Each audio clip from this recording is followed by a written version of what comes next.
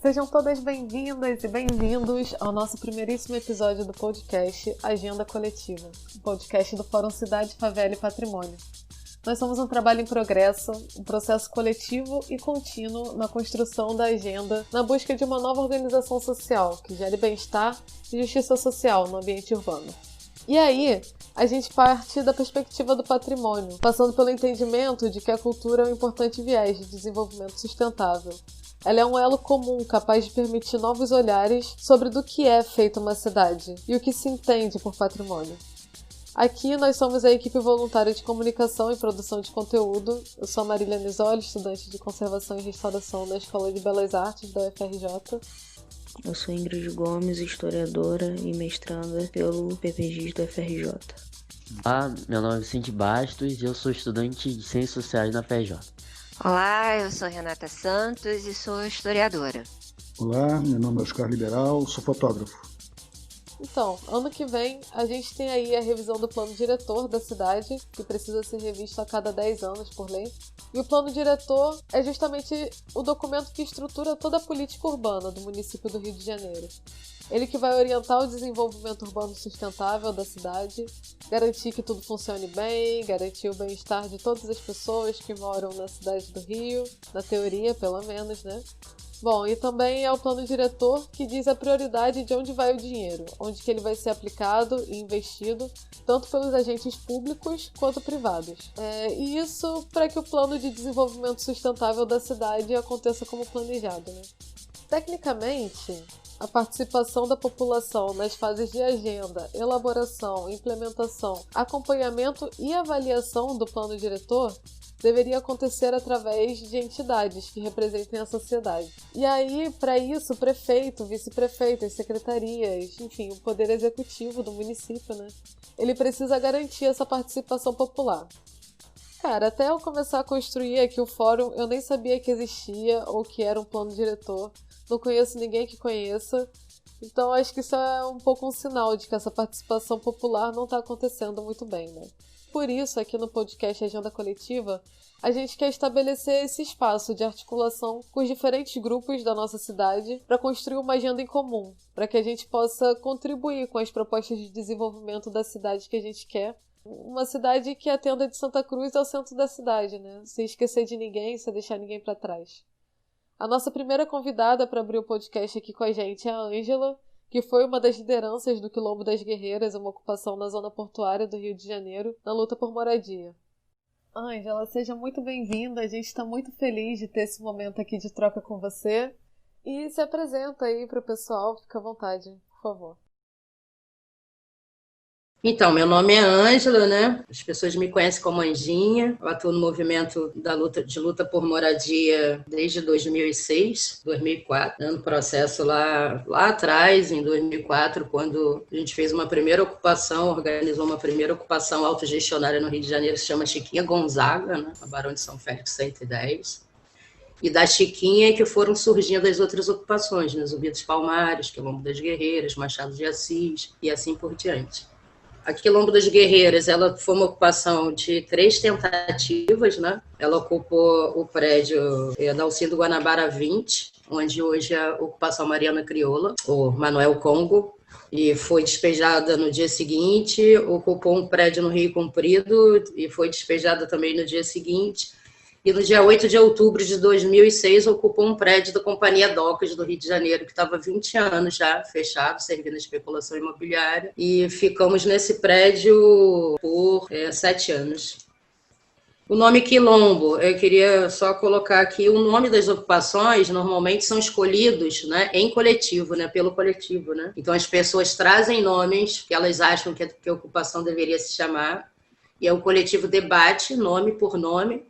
E aí o coletivo escolhe, a pessoa que traz defende aquele nome, e o coletivo escolhe qual vai ser o nome da ocupação com a plenária dos moradores, dos futuros moradores. E o nome Quilombo das Guerreiras foi trazido no primeiro processo ainda de ocupação por uma moradora, dizendo que a defesa dela era de que tinha que se chamar quilombo, né? Porque quilombo seria um espaço onde a gente pudesse se reconstruir, né? Coletivamente, não ignorando nenhuma questão nossa. Enfim, um lugar onde a gente pudesse cultuar, ter a nossa cultura sem ser ignorada. E das guerreiras pela mulher, né? Pela questão de gênero, pela mulher estar na sociedade como mãe, como provedora, como a maior parte de nós que sustenta suas famílias e mantém suas famílias de pé. Né? E aí ganhou esse nome porque tanto quilombo é um nome forte pra gente, né? Quanto associado à questão de gênero ficou mais forte ainda e as pessoas elegeram esse nome. Bom, Ângela, aproveitando aí a sua fala, eu queria que você falasse um pouquinho pra gente desses moradores que fizeram parte da ocupação, porque em alguns vídeos, por exemplo, a gente vê que era um grupo bem diverso, né? Em termos de gênero, de raça, idade, etc e tal. Então, eu queria que você falasse um pouquinho para a gente como que foi, né, a incorporação dessas pessoas na ocupação. Como que essas pessoas chegaram na ocupação, participaram e tal. E que você falasse também sobre qual foi a identidade final que vocês criaram com esse grupo já da ocupação consolidado, né? Você falou um pouco pra gente sobre essa escolha do nome, da referência do quilombo, a força das mulheres, e queria que trouxesse à tona aí pra gente qual foi a identidade, né, que vocês criaram efetivamente com a experiência da ocupação. Como, né, que essas pessoas foram incorporadas na ocupação. Então, primeiro eu queria dizer assim, que não é as pessoas que escolhem quem vai ser incorporado na ocupação, é a condição da pessoa que incorpora ela nesses movimentos, né? E para a gente, o sem-teto não é simplesmente aquele que não tem uma casa própria, né? É aquele que se pagar um aluguel não come, é aquele que se tiver que comprar um remédio controlado não pode pagar uma conta de luz, enfim, é aquele que paga um aluguel, paga uma conta de luz, paga uma medicação controlada e não tem condição de manter sua sobrevivência. Então ele já se enquadra dentro de um perfil de uma pessoa que precisa de um espaço onde ela possa concretizar algumas coisas da sua vida, porque a gente também não acredita num espaço de ocupação só pela moradia, né? Os espaços que a gente criou de ocupações sem teto no Rio de Janeiro, elas abarcavam ali a questão do trabalho, a questão de outras discussões, né? Reforço escolar, teatro, biblioteca, enfim, existiam projetos dentro do projeto de moradia. Enfim, então não é a gente que escolhe. A condição é essa pessoa querer viver em coletivo, topar um processo autogestionário, porque essas ocupações que eu morei, e essas ocupações que eu citei, a maioria, é uma ocupação autogestionária, né, horizontal, ela não é vertical, ou seja, não tem uma liderança, não tem... Então, é fazer por si, né? Então, essas pessoas, elas tinham que topar, estar em coletivo, fazer a manutenção do prédio, porque era através da nossa própria força que a gente limpava, zelava, cuidava, guardava, enfim, através de comissões, né? Comissão de portaria, comissão de limpeza, comissão cultural. Então, essa era a condição para participar desse coletivo. Não precisava ter bons antecedentes, enfim, precisava ser uma pessoa que quisesse se reconstruir em coletivo, respeitando o coletivo, né? Respeitando todas as discussões. Agora, é fato, assim, não é mais não se tem mais, quando a gente fala que não existe mais possibilidade de se fazer uma discussão sem racializar ou sem... Enfim, sem um corte interseccional, a gente não está falando, não está apelando. As mulheres são frente de massa em qualquer movimento, gente. As mulheres são frente de massas nas ocupações, as mulheres são frente de massas no campo, né? Existem dezenas, centenas de trabalhos hoje publicados que falam isso. As mulheres que chegam, elas que ficam, e os homens vêm depois. A grande maioria é isso. Não tem... Então, quase todo perfil quase todo movimento vai ser feminino, não tem como, né? No campo, as mulheres ficam lá embaixo das lonas e tal, resistem e tal. Os maridos só vão quando podem começar a construir casas, né? É assim. A ocupação do movimento sem teto também não é diferente, né? As mulheres vão, eu não sei por quê. Enfim, deve ser o peso de ser mulher, né? De ter que conseguir uma casa para os filhos, né? Acho que eu não sei, não estou fazendo juízo de valor, mas eu acho que é pesado para a mulher, acho que é por isso que ela fica, por isso que ela resiste, e por isso que na grande maioria das vezes os homens vêm depois. Então, é isso, o perfil é sempre um perfil feminino, né? E os homens não negam isso, falam que quem manda aqui são as mulheres e pronto, acabou, a gente tem que acatar. Então, acho que não é um estigma do nome, né? Eu acompanhei a força feminina em todas as ocupações, Chiquinha Gonzaga, Zumbi dos Palmares, Machado de Assis, enfim, todas as ocupações. A força da mulher é muito grande, não só nas ocupações, como movimentos de favela, como, né, eu fiz licenciatura em Educação do Campo, então eu estudei com quilombolas, caiçaras, indígenas, experiência de assentamento também, então, assim, você vê nos assentamentos, né, o que é a força da mulher. Então, assim, é isso. O perfil é um perfil que vai sempre dar uma conotação, né, um olhar da mulher sobre aquela ótica ali.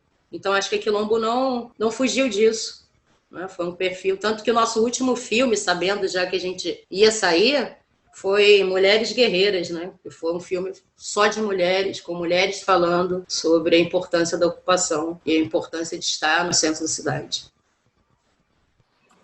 Ângela, eu queria que você, na tua fala aí, você falou sobre uma questão importante, sobre essa ideia do que é ser sem teto. Quando a gente estava fazendo a pesquisa aqui para montar o roteiro, veio logo uma notícia no jornal O Globo, reportando assim que vocês ocuparam lá o prédio da DOCA, comentando assim, entre muitos ocupantes, alguns tinham celulares e tal, né? Então, sempre reportando um pouco essa questão da condição social ou financeira do sem-teto. Então, será que você podia falar um pouquinho mais sobre essa questão desse entendimento do que é ser sem teto? Eu acho que é uma linha tênue, né? Primeiro, assim, que um processo de ocupação vai ter sempre o apoio de uma classe que pensa a cidade, uma classe abastada, uma classe que mora bem, nascidos na Tijuca, nascidos em Copacabana, né? Uma classe média resolvida, que tem casa própria, estudou nos melhores colégios, mas que pensa uma cidade justa, uma cidade que o trabalhador possa morar. Então, acho que é importante dizer isso, que os movimentos de moradia sempre tiveram apoio de militantes bem-nascidos. Então, esses militantes bem-nascidos vão estar lá também no enfrentamento. E muitas vezes com essas roupas de marca. É uma piada, né, cara, falar isso assim, por exemplo. Tinha lá uma pessoa com um casaco da Adidas. Infelizmente, eu não posso xingar, né, mas, enfim. É isso. O que a gente é reduzido a quê? Né? A roupa que a gente veste, o celular que a gente tem, né? Hoje o celular é uma ferramenta, né, contra a opressão. Se você não tiver um celular bom para você filmar uma opressão ali, você vai morrer e ninguém vai saber quem foi que te matou, enfim.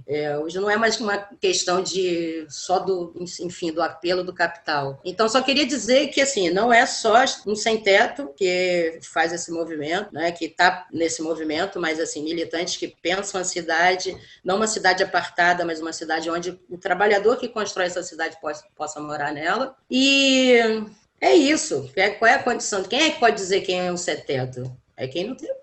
Primeiro é quem não tem casa, né? A gente não está falando aí dos 7, 8, quase 8 milhões de sem-teto no Brasil, né? Que, enfim, se a gente pegar os 8 milhões de sem-teto, quase 8 milhões de sem-teto no Brasil, e pegar todos os imóveis públicos fechados, a gente vê que é uma matemática que bate. Né? Com boa vontade política, você pega lá os 3 milhões de imóveis fechados, pega os 8 milhões de pessoas sem teto e você abriga essas pessoas. Mas essa vontade política não existe e nunca existirá. Se não partir para uma ação direta, se você não ocupar um prédio para depois tentar negociar ele, uma moradia, e não só uma moradia, enfim, eu falei que a gente não briga só por moradia, a gente briga por uma qualidade de vida, né? A qualidade de vida passa por todas as questões. Educação, saúde, trabalho. Então, o sem-teto está aí, não é só a pessoa, infelizmente, que está lá no último grau, né? Que está na rua mesmo enlouquecendo, né? Porque a rua enlouquece. A gente viu quantas pessoas a gente teve que morava na rua, né? E quantas pessoas que tinham dificuldade de usar um vaso sanitário, né? Não é... Quando a gente para pensar assim, tudo que a gente não tem dimensão do que acontece, uma pessoa que mora na rua tem dificuldade de usar um vaso sanitário. Quando ela está num espaço onde ela tem um chuveiro, ela tem dificuldade de tomar banho no chuveiro. Ela tem dificuldade de usar um vaso sanitário, porque ela tem que se readequar a um espaço que ela nunca pertenceu a ela. Então, quando a gente fala de dignidade, de ter esse espaço, de trazer essa pessoa, quando eu digo que a gente não escolhe, a gente pega uma pessoa que morava na rua, e ela precisa de teto, né? E a gente pode pegar uma pessoa que não está conseguindo pagar o aluguel, pegar entre aspas, né? Essas pessoas podem procurar e querer se organizar para ocupar um espaço. Então, não é a gente que faz juízo de valor quem é sem teto, e ninguém pode fazer. Quem pode fazer é quem está passando necessidade, né? Quem tem fome tem pressa, já dizia Betinho. Não é gente que vai dizer essa pessoa pode morar por um casaco que às vezes ela ganhou de alguém, né? Ela está com um casaco da Adidas, infelizmente, porque eu não faço merchandising de marca nenhuma, que ela ganhou de alguém e ela vai ser acusada de não ser um sem-teto porque está com um casaco de marca, com um celular, enfim. A gente é reduzido a coisas, né? A gente é coisificado o tempo inteiro. Então, isso é equívoco, né? Isso muitas vezes não é equívoco só da crítica do Estado, enfim, da mídia, não. Isso é um equívoco muitas vezes também da própria esquerda, né? Em enxergar a pessoa como coisas, né? Aquilo que ela possui, deixa de possuir, ou se ela serve ou não serve para determinada coisa. Então, a gente tem que ter muito cuidado com isso. Ângela, te fazer uma pergunta agora. Meu nome é Oscar. Mais uma vez agradeço a sua participação. Tudo bem, Oscar? Eu queria saber de você, na época da sua ocupação, como você via a região portuária como moradora e a ocupação do Quilombo das Guerreiras e as outras ocupações que aconteciam na área influenciavam esses territórios. E teve algum impacto proporcional para esse lugar? Enfim, o que eu poderia falar?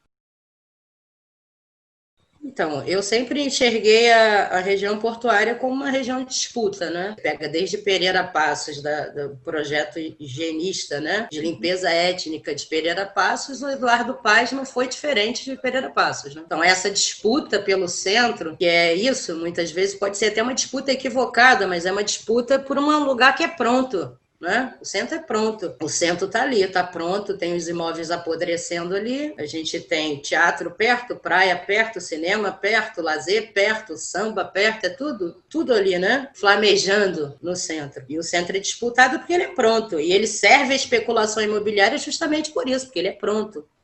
A zona portuária não é diferente, né? Apesar do apagamento cultural, né?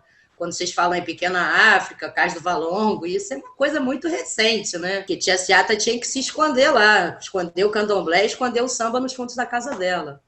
Então, isso é uma coisa muito recente. Poder hoje exigir que nossos espaços sejam espaços de memória, isso é uma coisa recente. Então, essa disputa espacial, pelo centro ser pronto, a gente vê aí imóveis 20, 30 anos fechados, servindo a especulação imobiliária, né? Que esse projeto de revitalização da zona portuária, isso não é um projeto novo, né? São projetos de mais de 35 anos. Então, essa palavra hipócrita, né? Que é revitalizar, porque revitalizar significa dar vida, e o centro nunca teve ausência de vida, muito pelo contrário, né? Ele sempre teve muita vida. E quem tira a vida do centro são os prefeitos, quando faz essa política higienista e expulsa as populações para as áreas mais periféricas. E essa disputa desse espaço, ela se dá por isso, ela se dá por um compromisso daqueles que lutaram, né, para se manter ali, não puderam. Ela se dá por isso. Se a gente pegar Prata Preta, né, pegar os escravos que não puderam ficar na região, pegar todos os trabalhadores que construíram a cidade que foram expurgados dela. Então, acho que é um compromisso social exigir uma moradia no centro. E aí, por isso que, por exemplo, a Quilombo dizia, não, a gente quer morar no centro. As pessoas pensam, mas a gente oferece um prédio não sei aonde, lá em Santa Cruz. A gente não tem problema nenhum com Santa Cruz, né? Acho que a gente depois vai falar disso. Acho que todos os espaços têm que ser espaços de sobrevivência para a população, tem que ser munidos para que a população possa viver nela. Mas, assim, disputar o centro era disputar essa memória. A memória de um espaço onde o trabalhador sempre edificou e não pôde morar. Na hora de morar, não era convidado para esse banquete, né? Então, quando a gente pensa num projeto de revitalização dessa área central, a gente pensa num projeto que a prefeitura implementou para quem? Para uma classe abastada, né? 6 a 20 salários mínimos, né? A prefeitura queria revitalizar essa área com uma outra classe. Não queria que os trabalhadores de 0 a 3 salários mínimos estivessem ali. E como essas ocupações causaram impacto, é engraçado, assim, porque eu tenho uma questão com polícia, né? Mas é engraçado que uma vez eu escutei um policial falando na porta da Quilombo. Teve uma briga lá na rua, aí algumas pessoas saíram para mediar, né? Uma briga lá na rua, que não era com nenhum de nós, enfim, era na rua. Aí o policial falou assim... A gente tem que escutar a polícia falando isso e é, ao mesmo tempo, bacana, porque ele falou assim, você vê esse prédio aqui? A gente nunca veio aqui por uma denúncia de tráfico de drogas, de briga de casal, não sei o quê. E eu acho que isso é revitalizar, né? Quando a própria polícia ela é obrigada a dizer que, pela ocupação existir ali, diminuiu o índice de assalto na rua, isso é revitalizar. Eu acho que isso a Chiquinha fazia na Barão de São Félix, a Zumbi fazia na Venezuela 10, a Quilombo fazia na Francisco Bicalho. Isso, para mim, é revitalizar. como a gente interferia nesses espaços, a gente interferia porque trazia luz a esses espaços, né? Luz mesmo, não estou falando luz subjetiva, não. A gente ligava uma luz onde não tinha luz, onde tinha escuridão, onde as pessoas passavam, as mulheres, na sua grande maioria, eram as pessoas abordadas ali. Né? Então, quando a gente chamava os meninos e dizia, ó, não, gente, para com essa história de assaltar a gente aqui, para com essa história de assaltar as mulheres, isso é feio. Quando a gente tentava dialogar com os meninos que estavam na rua, quando a gente tentava fazer um projeto com esses moradores de rua, com as pessoas que estavam ali cercadas para usar drogas, eu acho que é isso. O impacto que a gente causava é o impacto de não negligenciar essa população. De ser essa população, de estar junto com essa população, de querer fazer alguma coisa real, não num plano subjetivo de formação, de capital cultural, mas real. E eu acho que esse é o impacto que não era só impacto, mas é o impacto que essas ocupações causam.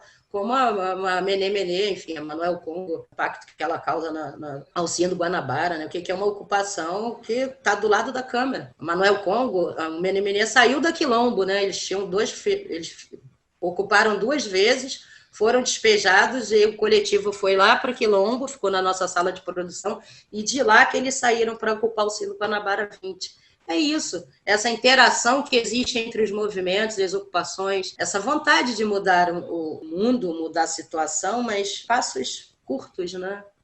A coisas palpáveis, né? A coisas reais, né? E a coisa real é isso, é você poder pegar alfabetizar alguém, né, cara? O que adianta você arrombar uma porta de um prédio e você ter dentro do seu coletivo alguém que não saiba ler? É isso. É nas pequenas coisas. E aí, como a gente é interferência para esses espaços, é essa interferência aí para mim. Quando você obriga a polícia a dizer que você revitalizou aquela área, acho que é isso. A polícia que te defama o tempo inteiro, que não é isso, que tem ordem para te exterminar, quando ela tem que falar bem de você, eu acho que é isso. Acho que alguma coisa está no caminho certo.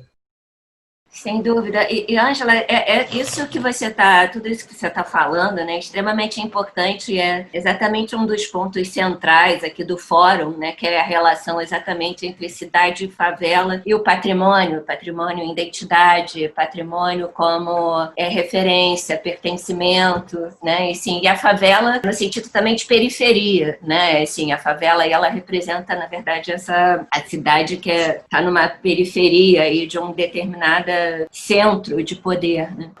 Além disso, você também está falando muito de que a academia chama isso, né, tem um conceito, né, de gentrificação, né? Então, eu acho que a importância do quilombo, de movimentos como o Quilombo das Guerreiras, e de contra esse processo de gentrificação, né? A Ingrid tem até uma questão sobre isso, né, Ingrid? Fazendo um gancho com essa coisa dessa articulação que vocês tiveram com outros movimentos sociais em auxiliar, dar um apoio a outras ocupações, que você falasse um pouco também dessa articulação do Quilombo das Guerreiras com esses outros movimentos, mas também nessa coisa da resistência à remoção que vocês passaram, né? Nessa luta ampla pelo direito à moradia, de expandir ocupações, mas também de resistir à intentona de remoção que vocês estavam passando naquele momento. Queria que você falasse um pouco sobre as estratégias de ação, a rede de relações que vocês formaram, os objetivos. É nessa linha aí minha pergunta, meu questionamento. Então, a gente montou muita rede de apoio, né? Primeiro, assim, eu queria dizer que a Quilombo foi uma ocupação um pouco atípica, né? Porque das outras ocupações. Porque quando foi ocupado o prédio da Francisco Bicalho 49, foi denunciado que uma guarda portuária recebia sem trabalhar. E isso foi muito difícil para o coletivo. Porque, por exemplo, a guarda tinha que estar lá guardando o prédio. E quando a gente ocupou o prédio, não tinha nenhum guarda trabalhando. Então, eles tiveram que prestar conta por que as pessoas sem teto entraram ali e eles não fizeram nada. Eles só foram saber que a gente tinha entrado no outro dia de manhã. E isso gerou muitas questões para o coletivo, né? A gente viveu cárcere privado, não podia entrar água, não podia entrar comida, não podia entrar gás. Então, a guarda, ela ameaçou a gente, né, de morte, enfim. Trouxe muitas questões para o coletivo. Então, desde sempre, a Quilombo teve que se articular de várias maneiras, assim, 3 audiências públicas, a gente sempre tinha que ter ali a mediação de um órgão de direitos humanos, acionava direitos humanos da LERJ, direitos humanos da OAB, enfim, por essas atrocidades, né? Então, as articulações, né, elas sempre se deram dessa forma, assim. Docas nunca abriu possibilidade de uma negociação, né, do imóvel, assim, nunca abriu mão do imóvel. Diferente de alguns imóveis que, por exemplo, às vezes o próprio órgão já não quer mais. Por exemplo, a Chiquinha Gonzaga, o INCRA já não queria mais aquele prédio, né? É mais fácil você negociar, mais fácil entre aspas, um prédio quando o órgão já não quer mais aquele imóvel. Docas não abria mão, né, daquele imóvel e a negociação era sempre difícil, né? E é muito difícil você conseguir uma posse, né? Conseguir que o imóvel seja uma moradia coletiva, uma posse coletiva. Tem coisas que não estão fechadas, né, para a gente aqui no Brasil, no Rio de Janeiro, nossa luta. E uma coisa também que dificulta um pouco essas ocupações, que eram as ocupações apartidárias, né? Apartidárias porque não votavam essas pessoas, porque eram anarquistas, não. Apartidárias porque não foi um partido ou um político que ocupou aquele espaço. Então, assim, existe um cuidado muito grande dessa luta não ser apropriada por um político ou não ser apropriada por um partido. Entrar numa cartilha qualquer, né? Ah, nós ajudamos. Não, ninguém ajudou. As pessoas que foram lá, elas que arrombaram a porta, foi militantes que ficaram lá no diálogo com a polícia, né? Ninguém ajudou. Então, esse cuidado também é uma dificuldade, né? Quando você protege a memória, né, dessa ocupação de políticos que a gente considera que não são pessoas boas, né? Tem políticos bacanas, mas tem políticos que querem só se aproveitar da luta do trabalhador. Você tocou numa questão central aqui, que é até o objetivo do nosso podcast, que é a construção de uma agenda coletiva, ou seja, de uma agenda pública, porque a gente está falando de políticas públicas, né? E não necessariamente de política partidária, e não de uma política de um determinado governo, mas de políticas de Estado. E eu acho que a gente ainda tem muita dificuldade ainda de entender essa ideia do que são políticas públicas. E construção, acho por isso também essa nossa pergunta e de como é que era a relação com os outros movimentos. E a gente queria que você também aproveitasse o gancho aí da tua fala, você falasse um pouco mais sobre essa ideia, a importância da política pública, né, e a construção de uma agenda coletiva de lutas. Então, continuando, assim, a gente sempre teve articulação com o movimento de moradia, né, União de Moradia, Central de Movimentos Populares, Movimento Nacional de Luta por Moradia. Quando Eduardo Paes assumiu a prefeitura, que ele implementou o choque de ordem, que atacava diretamente, né, ocupação sem teto e o trabalho informal, a gente fez o Fórum contra o Choque de Ordem. Esse fórum abrigou mais de 40 comunidades, né, não só movimento sem teto, mas favelas, movimento de camelô e favelas. A gente organizou um movimento chamado Reunindo Retalhos, né? O Reunindo Retalhos foi um movimento que também abarcou mais de 50 movimentos, também da Baixada, eram ocupações territoriais da Baixada, junto com Sem Teto, junto com Camelô, porque não adianta pensar a cidade nesse eixo, né? A cidade central, a cidade Zona Sul. Quem pensa como deve ser construída essa cidade deve estar junto, né, para construir uma agenda coletiva, uma agenda que não ignore aquilo que o trabalhador precise, né, para a cidade, o acesso à saúde, acesso à educação, acesso à moradia, que é isso, mais uma vez falando, não é só a moradia, a dignidade não está só na moradia, mas enfim, em todas as esferas da nossa vida, né? A gente não vive sem trabalho, a gente não vive sem lazer, a gente não vive sem cultura, a gente não vive sem saúde, enfim.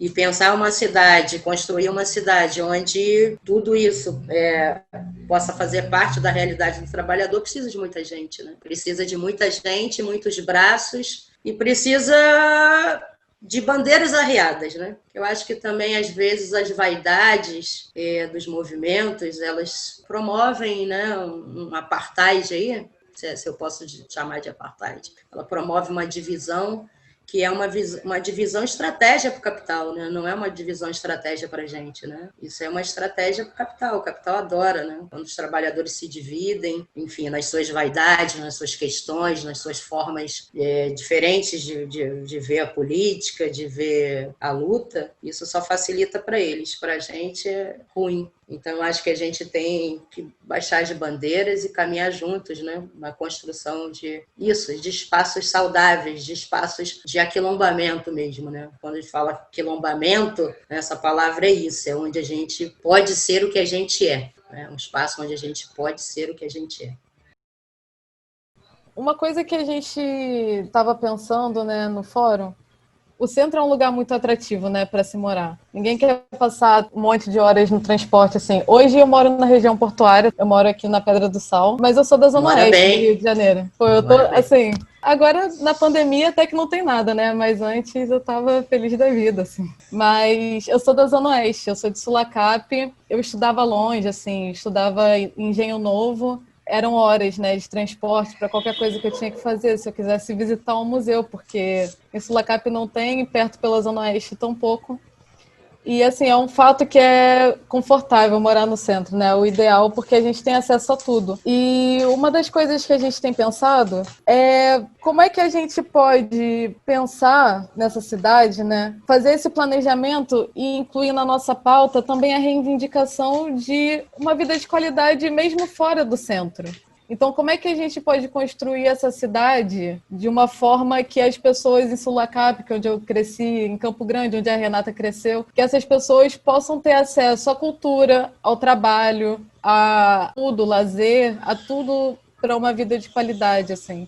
O que você pensa sobre a construção dessa pauta em conjunto também, né, com a pauta de reivindicação por moradia no centro agora, entendendo a urgência do morar agora no centro, mas também planejando uma cidade diferente pelos outros lados? Sim, isso me remete a duas coisas, assim. A primeira me lembra de uma mesa que eu participei, e antes de mim estava o Jorge Bittar, e ele dizia: eu não sei por que as pessoas falam mal de Santa Cruz. Santa Cruz é um lugar ótimo. E aí eu entrava depois dele, e ele ainda estava lá. Quando eu entrei, eu falei assim, eu queria falar para o secretário de habitação, para o Jorge Bittar, para ele morar em Santa Cruz. Porque se ele morar em Santa Cruz, vai melhorar muita coisa em Santa Cruz. Qualidade de vida vai melhorar em Santa Cruz, assim, vai ter mais condução, vai ter, enfim, esse movimento pendular onde as pessoas ficam em 30 anos de trabalho, a gente passa 3 horas no Brasil, a gente passa mais de 3 anos no Brasil, gente. 3 anos nesse movimento pendular da nossa vida, a gente passa fazendo esse movimento. Então, assim, quando eles anunciam os projetos de Minha Casa Minha Vida, né, para Pedra de Guaratiba, eu sou de Campo Grande também, tá? Sou do Monteiro. Então, quando eles anunciam Minha Casa Minha Vida para Pedra de Guaratiba, onde eu morei, um dos melhores lugares para mim, o pôr do sol mais bonito do Rio de Janeiro é Pedra de Guaratiba. Quando eles anunciam Minha Casa Minha Vida para Pedra de Guaratiba, eles anunciam a transferência de mais de 40 mil famílias para lá. Lindo, maravilhoso. Sem a construção de uma escola, sem a construção de um novo posto de saúde. Enfim, o que eles querem politicamente é formar gueto, né? Guetos. Se gueto é uma palavra, eu não sei nem se gueto é uma palavra, não sei. Eu acho que gueto ainda é uma palavra boa, né? Gueto ainda é uma palavra boa pela proposta que as prefeituras têm, assim. Essa maquiagem, né, de transferência do trabalhador para essas áreas. Então, assim, isso é a primeira coisa. E isso é uma questão que a gente sempre denunciou, né? Essas políticas de reassentamento dessas famílias, elas têm que ser acompanhadas de uma infraestrutura, pensando trabalho, saúde, mobilidade, educação, enfim. Se não for para pensar na sua totalidade, é a morte. Você está fadando o trabalhador à morte. Morte cultural, morte pela falta de acesso.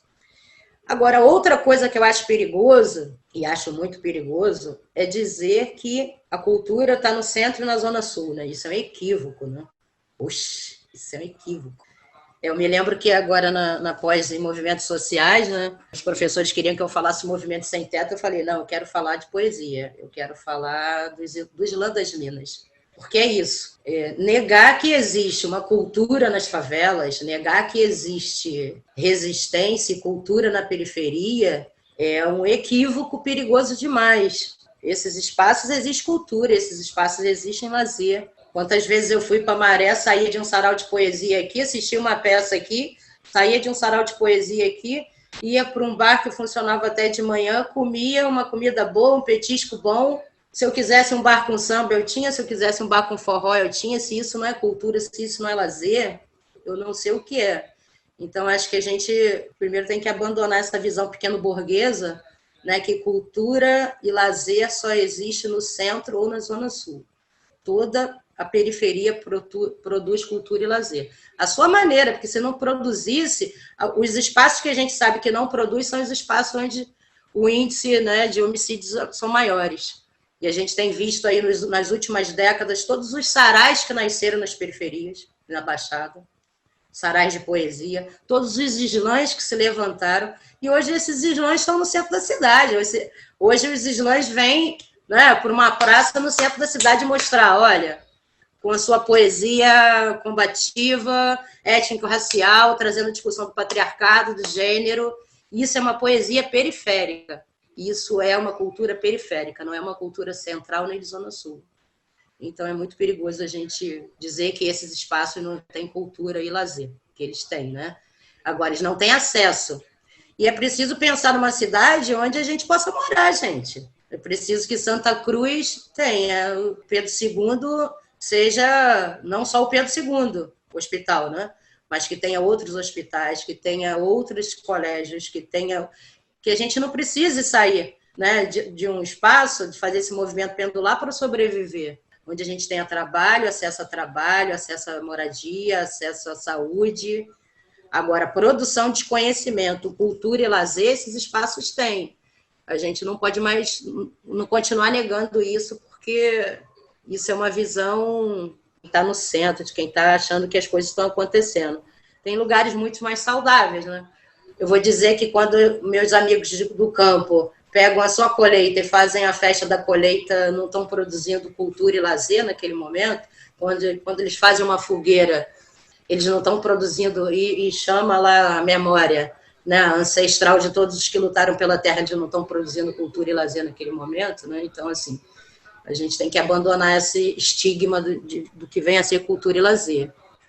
Né? Ângela, eu acho que você está falando de uma coisa também que é extremamente importante, que é um estigma, e de um desafio também da gente reconstruir também essa ideia de centro e periferia, né? Porque é isso que está aí também, que centro é esse, né? Essa ideia de uma centralidade que foi na tua fala aí, você falou que o Quilombo das Guerreiras tinha muito essa pauta de reivindicar um lugar nesse centro, né? Que a gente sabe que o centro da cidade é um território de disputas políticas, né? Assim, então, eu acho que aí essa é a luta, né? Assim, na construção de novos centros, de novas centralidades, a gente, na verdade, está dando espaço a essa periferia, né? Ela deixar de ser periferia para ela também ser centro, para ela poder ganhar um espaço também de centralidade. Mas essa luta é complicada, né? É difícil. Sim! Até que você falou, que eu queria que você falasse um pouco mais dessa dificuldade da construção de uma pauta em comum, né, entre o próprio movimento. Mas eu acho que é uma luta de um amadurecimento político que precisa acontecer. Você vê o que está acontecendo agora no momento, em plena pandemia. O assentamento Terra Prometida está mandando comida para a Providência. É a primeira vez que um movimento de campo ajuda a cidade? Não, isso houve na história várias vezes. A cidade mandando roupa para o campo mandando comida para a cidade. Isso houve várias vezes, né, na história. E isso foi negligenciado por centenas de anos,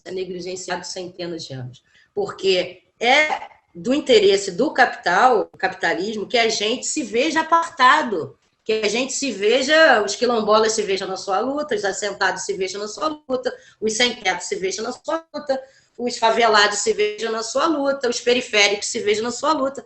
Isso é interesse do capital. Enquanto a gente estiver agindo e se vendo dessa forma, é fácil, né?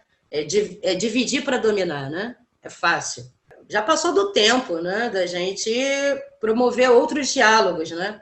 Eu acho que Reunindo Retalhos foi uma tentativa, né, lá atrás, em 2010, acho que Reunindo de Retalhos, 2009, 2010, foi uma tentativa dessa articulação favela, Baixada, Centro, Zona Oeste, eu acho que foi uma tentativa. E eu acho que essas tentativas elas têm que voltar, né? Os movimentos, enfim, eu acho que não tem mais como...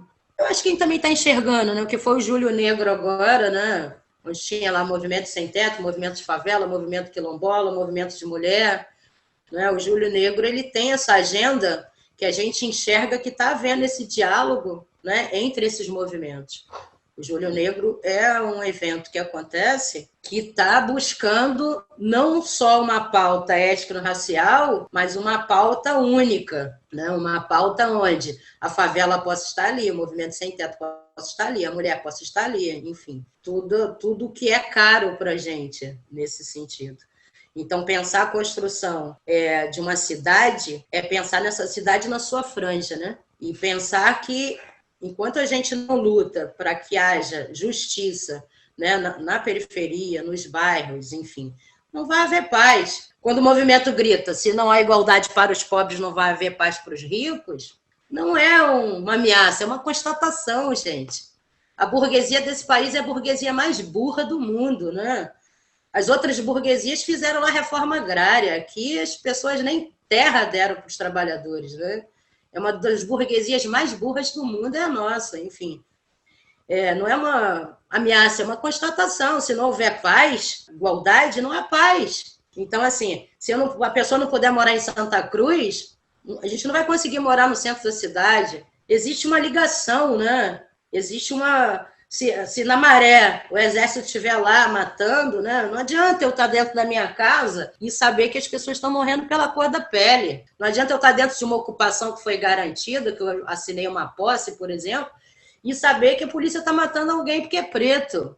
Se nossas pautas não forem coletivas, não existe uma saída. Não vai existir uma saída.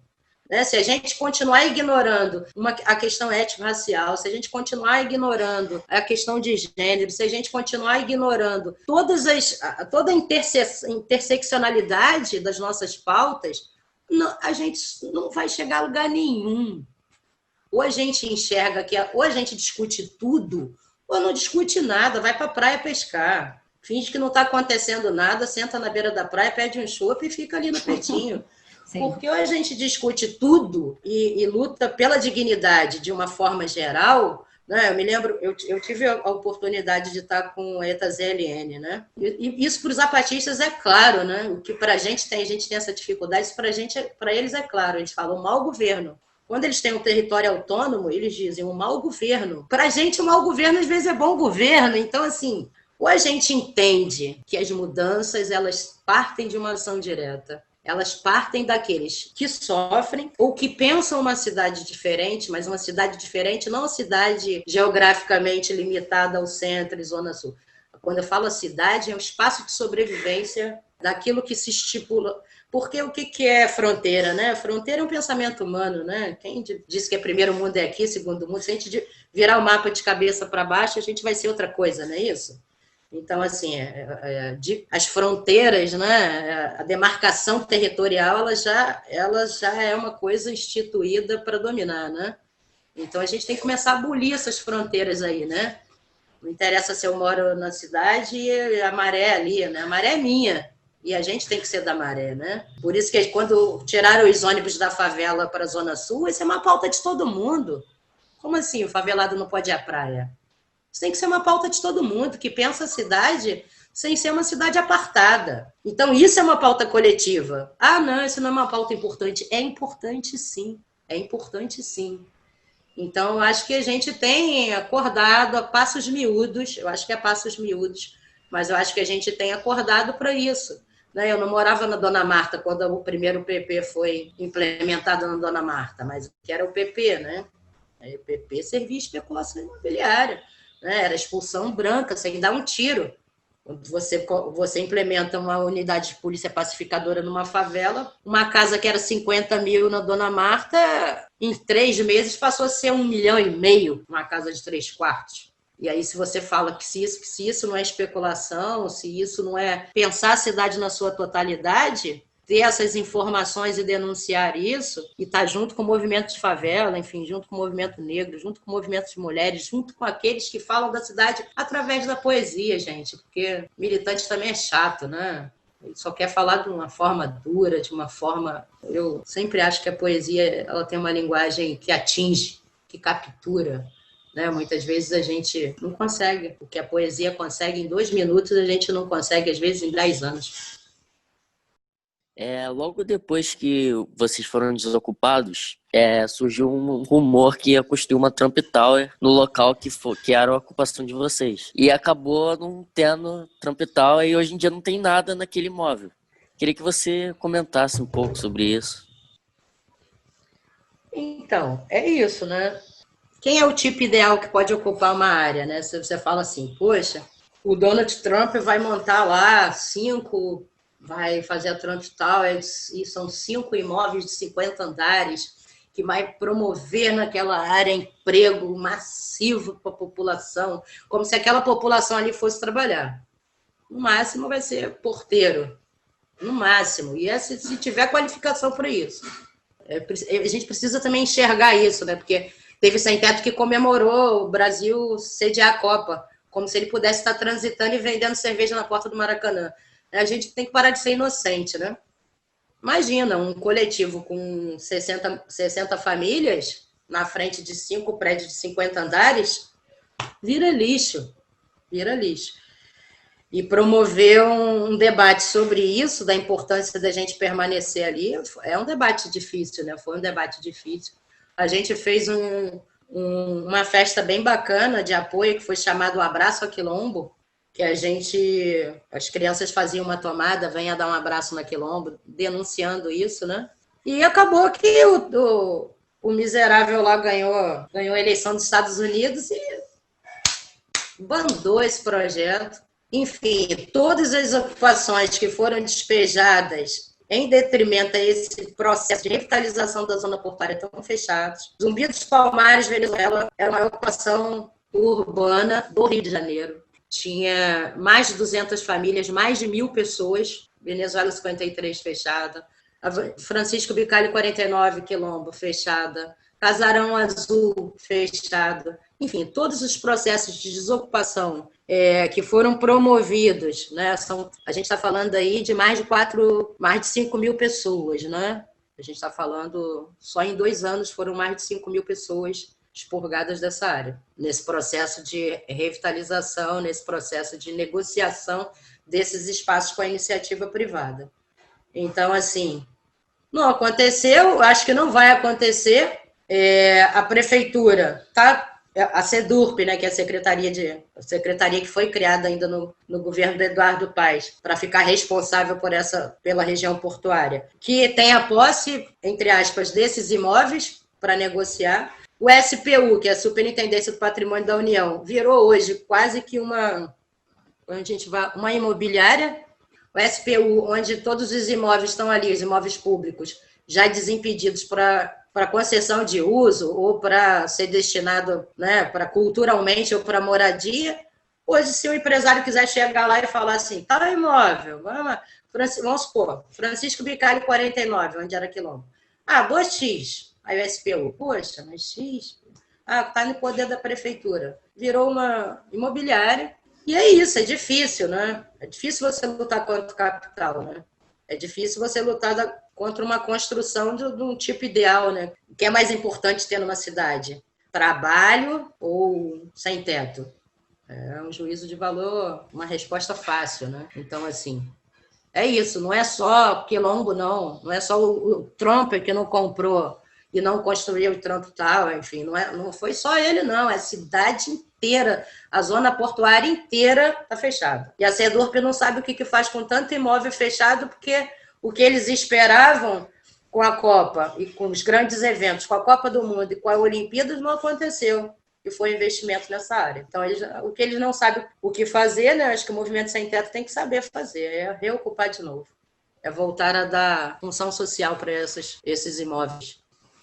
Ângela, eu tenho uma questão. Em 2012, a cidade do Rio de Janeiro foi reconhecida pela Unesco, né, como a primeira cidade que teve o título de paisagem cultural urbana, né, um patrimônio mundial que foi declarado pela Unesco. E aí ela fala sobre, no próprio site, quando a gente tem acesso à descrição, eles falam que os principais elementos são Pão de Açúcar, Corcovado, Floresta da Tijuca, Terro do Flamengo, Jardim Botânico, a Praia de Copacabana, enfim, são esses espaços. Eu queria que você falasse um pouco, acho que você já bateu nessa tecla em outras questões que foram respondidas, mas que você falasse um pouco melhor sobre essa questão também do que acaba entrando nessa coisa do patrimônio material e imaterial, né? Como que outras áreas não são reconhecidas. E você também vem falando de cultura, como que essas outras culturas populares também, acabam não tendo esse reconhecimento, né? De uma maneira mais pública, assim, por esses órgãos. Mais uma vez, eles decidindo lá em cima o que é verdade, né? Assim, o que é real, enfim.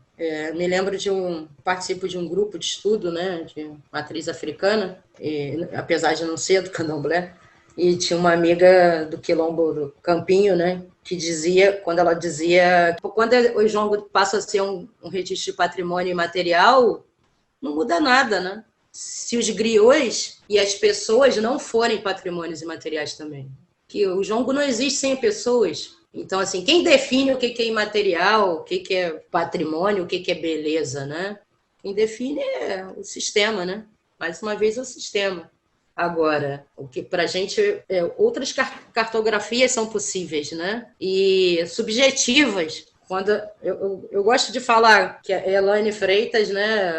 Ela colocou na sua dissertação lá sobre o centro, sobre como se dava, eu já disse aqui, como se dá o processo de escolha do nome das ocupações, né? Que é feita pelos moradores, sugerida e feita, acatada pelo coletivo, enfim. E quando você vê uma ocupação se chamar Chiquinha Gonzaga, que não era não é a Regina Duarte, né? Para quem tem mais idade vai entender o que eu estou falando. Teve um seriado que a Regina Duarte fez Chiquinha. Chiquinha Gonzaga não era uma mulher como Regina Duarte, fisicamente. Mas, enfim, Chiquinha Gonzaga era mulher à frente de seu tempo, né? Abolicionista, usava suas partituras para compor cartas de alforria, enfim. Chiquinha Gonzaga, aí você vê Manuel Congo, Quilombo das Guerreiras, Zumbi dos Palmares, Mariana Crioula. Você vai vendo um cinturão étnico-racial. Você vai vendo o povo construindo outra cidade. Você vai vendo o povo subjetivamente dizendo, essa é a nossa pauta.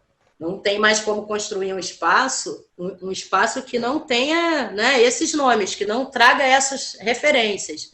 Então, isso para mim é patrimônio. Não importa se a Quilombo não está ali, toda vez que passo na Francisco Bicalho, muitas e dezenas de pessoas que frequentaram aquele espaço militaram, sabem que aquilo ali já virou um patrimônio imaterial. A memória daquele espaço, a memória do que fomos, a memória da nossa luta, e a esperança de continuar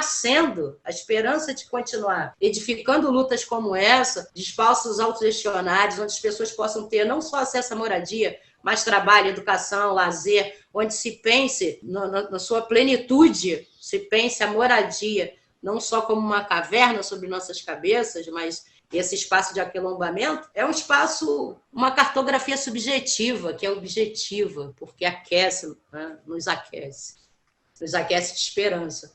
Então, essa cidade é contada de outra forma, né? Esses espaços são disputados de outra forma. Quando Luiz Baltar bate uma foto da favela, os meninos se banhando no meio da rua, contada de outra forma, é a favela sendo contada de outra forma. Isso para a gente é patrimônio, isso é cultura. Quem vai nos definir não vai ser a orla da Zona Sul.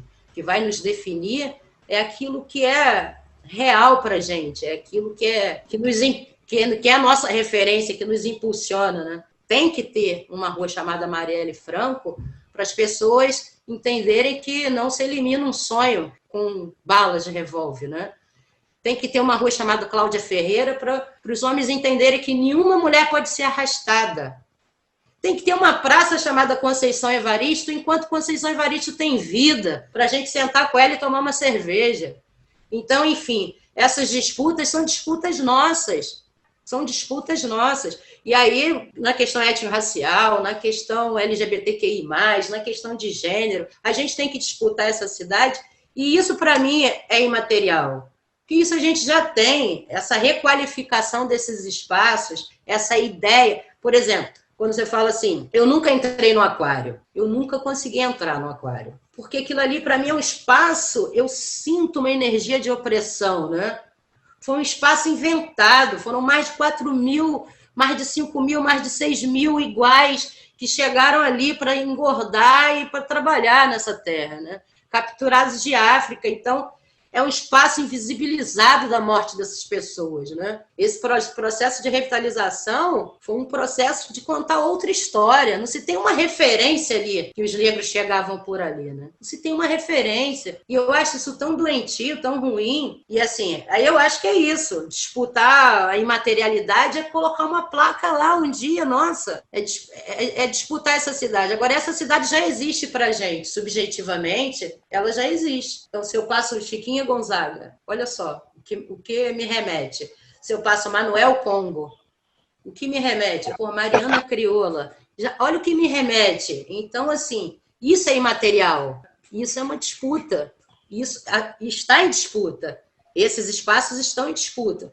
Se a gente pega uma praça na Zona Oeste, né, e faz uma horta urbana nela, esse espaço está em disputa. E a gente tem que parar de achar que não está, porque está. É nosso, é coletivo. Agora, é óbvio, isso é um processo coletivo, tem que crescer. Implodir, explodir, entender o que é mal, né? Sei lá, pegar uma gancha aí com os zapatistas, mal, isso é bom, para a gente não ficar mais nessa nuance, isso pode ser bom por um momento, não é mal. Bom é quem está do nosso lado, bom é quem caminha com a gente, ombro a ombro. Bom é quem a gente pode entregar nossa vida no momento de combate, isso é bom. O resto não conta, né, gente? Então é isso, eu tenho um sonho de sentar com a Conceição Evaristo numa praça com o nome dela. Vamos lá, Conceição, na sua praça. Em vida. Em vida.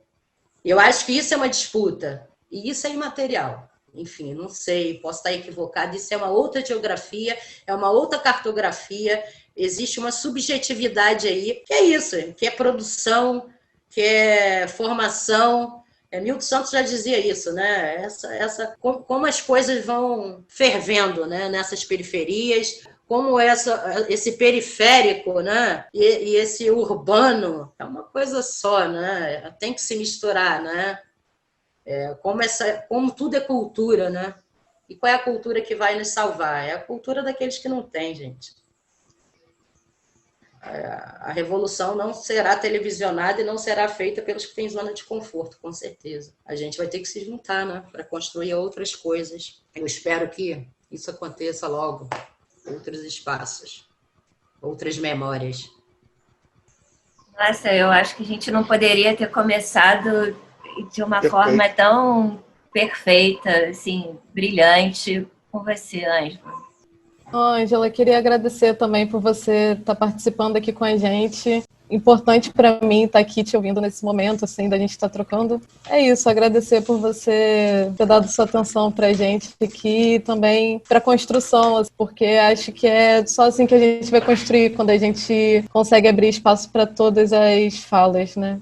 Assim, lógico que aqui é um trabalho de formiguinha, que a gente começa tentando construir, mas é isso. Obrigada por você estar aqui com a gente. Então, eu que agradeço a oportunidade e vamos juntos, né? Pensando uma cidade, né, sem apartheid, né? Uma cidade sem divisão, construir outras cartografias, outras possibilidades, né? De nos ver e nos reconhecer como iguais, né? Independente de Zona Sul, Zona Oeste, favela, periferia, centro, enfim. É um sonho, mas assim, há muito tempo que a utopia tem sido nossa realidade, né? Então, nossa realidade é outra coisa, virou abstração e a utopia tem sido o nosso prisma, né? Mas eu acho que a gente consegue. Obrigada pela oportunidade aí. Ângela, obrigado também pela oportunidade. Eu sei que é difícil a gente contar a história toda vez. Você já deu vários depoimentos, volta tudo na sua cabeça, volta a história, a dificuldade, o trabalho, a luta. Enfim, sabe, isso mexe com a gente, mexe com você mais ainda, mas a gente não pode desistir, a gente tem que continuar firme, forte, um trabalho de formiguinha, mas a gente vai, aos poucos, conseguindo nosso espaço, entendeu? Muito obrigado pela sua presença, pelo seu depoimento. Eu queria só falar uma coisa que você falou rapidinho, assim, é doído. Olha, eu fiquei sem falar, a gente saiu de lá em 2013. Eu fiquei sem falar sobre a Quilombo bastante tempo, é doído. É doído você construir um espaço importante e esse espaço acabar pelo interesse do capital, é doído. Eu fiquei sem... Agora eu estou me curando, mas evitei de falar durante muito tempo. Falar, escrever e produzir textos sobre isso, porque era doído. Então, agradeço a oportunidade de estar falando, assim, talvez pela primeira vez, de uma forma não doída, mas de uma forma combativa e entender que a cidade e a luta, não só da cidade, mas, enfim, a luta pela igualdade, né, pela justiça é uma luta geral e é uma luta de todos nós. Assim. Obrigada pela oportunidade.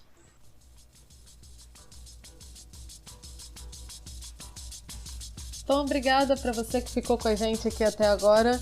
Lembrando que quem quiser saber mais do que a gente vem desenvolvendo, é só procurar a gente nas redes sociais, Fórum Cidade, Favela e Patrimônio. A gente está no Instagram, a gente está no Facebook. Vai lá também conferir o nosso site, lá a gente explica um pouco melhor sobre as nossas propostas, a nossa missão, www.cidadefavelapatrimônio.org. Vai lá também no nosso canal do YouTube, se inscreve, curte aí as nossas publicações, compartilha para que a gente possa alcançar mais e mais pessoas para estar agregando e construindo com a gente aqui esse debate, essa construção de cidade. E também vou deixar aqui um obrigado especial para o Luizinho Salles, que compôs a nossa vinheta. Valeu, cara, e é isso aí, a gente se encontra.